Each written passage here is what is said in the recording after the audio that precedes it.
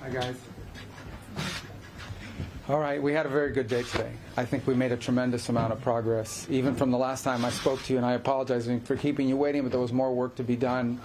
You know, we began almost 3 weeks ago with a foundational document that we socialized and ran by both sides, and with input from both sides. And one of the things that happens when you've been involved in this now for 10 months is you get a pretty good sense of what the priorities and the red lines and the important issues are for both sides.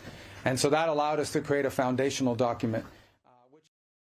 We arrived here today with one goal, and the goal was to take, is 28 points or 26 points, depending on which version as it continued to evolve, and try to narrow the ones that were open items. And we have achieved that today in a very substantial way.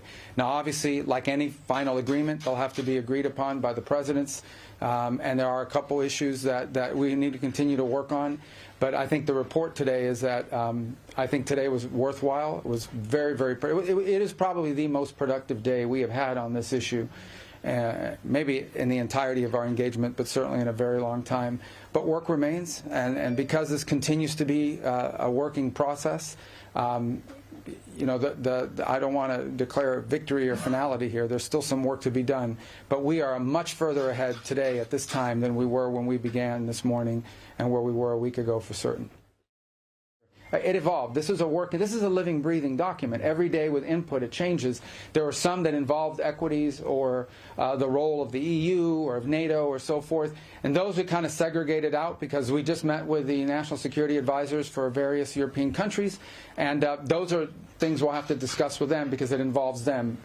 So we sort of really focused on the ones that were bilateral in nature for the most part. So there are a couple, none of it insurmountable. I can tell you that the items that remain open are not insurmountable. We just need more time than what we have today. I honestly believe we'll get there.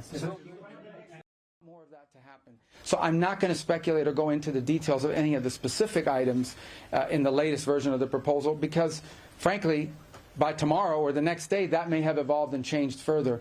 And but I can tell you, I guess, that I feel very optimistic that we can get something done here because we made a tremendous amount of progress today.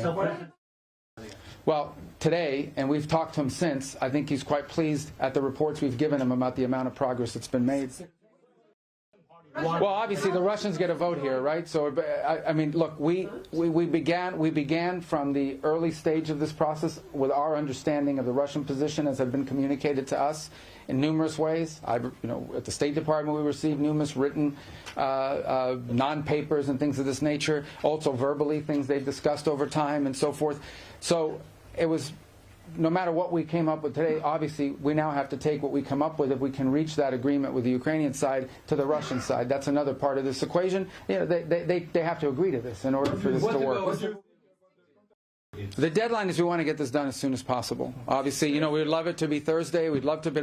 Ultimately, the important point today is that we have made substantial progress. We've really moved forward. So I feel very optimistic that we're going to get there in a very reasonable period of time very soon. Whether it's Thursday, whether it's Friday, whether it's Wednesday, whether it's Monday of the following week, we want it to be soon because people are going to, between today and the time we deal with this, more people are going to die. More destruction is going to happen. Our goal is to end this war as soon as possible, but we need a little more time. Clearly, I think we all recognize that part of getting a final end to this war will require for Ukraine to feel as if it is safe and it is never going to be invaded or attacked again. So that's clearly something that has to be discussed. I think we've made substantial progress on that and other points, but I'm not going to get into the details today about all of those. Would there be a call between President Trump and Zelensky? I don't know. It's possible. I'm not sure. All right, guys. Thank you. Thank you.